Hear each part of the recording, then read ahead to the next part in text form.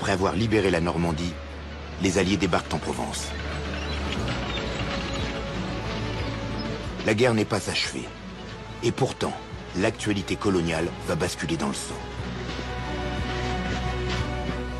La victoire finale approche. Il faut blanchir l'armée pour affirmer aux yeux du monde que le peuple de France se libère par lui-même.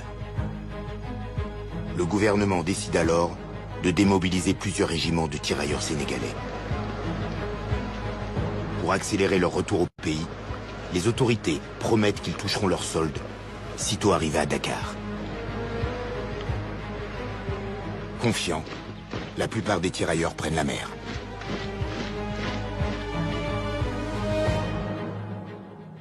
Mon père s'appelait Antoine-Jean Abibou. Et il a été enrôlé dans les tirailleurs sénégalais. Ils débarquent à Dakar. Ils sont envoyés dans un camp qu'on a préparé pour eux. Il y a plus d'1 millier de personnes dans des baraquements. Et ils continuent la procédure pour se faire payer leurs émoluments, qui étaient indus. Et à force d'insister, un jour, le commandant du camp de Thiaroye leur donne rendez-vous sur la place des armes à Thiaroye. 1er décembre 1944, ils sont réveillés au clairon. On leur demande de se rassembler sur l'esplanade. Et ils s'aperçoivent qu'aux alentours du camp, le camp est complètement encerclé par toute une série de régiments divers et variés. Pour mater les tirailleurs, les officiers ordonnent de tirer. Les mitrailleuses crépitent. Les corps s'effondrent. Et on tire sur des gens qui juste demandaient leur dû. Ce n'était même pas une revendication d'augmentation de salaire ou d'un avantage particulier. Non, c'est le salaire qu'on leur devait. Ce que je sais, sinon je ne serais pas ici, c'est que mon père s'est couché tout de suite. Et il fait partie des gens qui survivent et qui sont par contre désignés comme étant des meneurs de cette soi-disant rébellion armée. Et on condamne 34 personnes de 10 ans à 2 ans de prison. Mon père a été condamné à 10 ans de prison. Ils sont manifestés sans être armés. Ils n'avaient pas d'armes. On les a tués lâchement. Et ceux qui l'ont fait n'ont pas été punis. C'est ça le mal. Ceux qui l'ont fait ça n'ont pas été punis.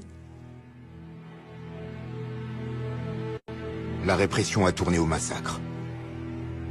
On dénombre plus de 50 morts et des dizaines de blessés. Les autorités ont commis l'irréparable. Elles ont tiré sans sommation sur leurs frères d'armes.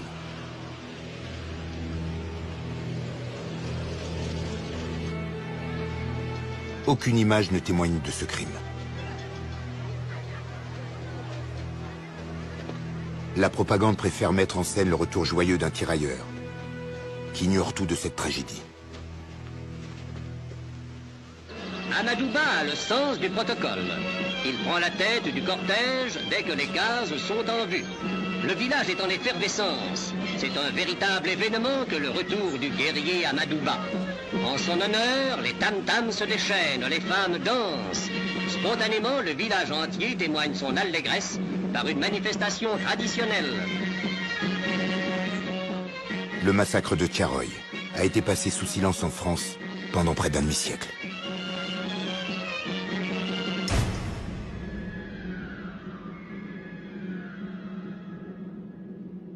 Il n'y a aucune mémoire de ça et c'est terrible. C'est terrible qu'il n'y ait pas de mémoire des événements passés, qu'il n'y ait pas de cette transmission-là. Et d'une certaine manière, les massacrés de Thiaroye, s'ils ne sont pas connus aujourd'hui, c'est comme si ils n'avaient pas existé.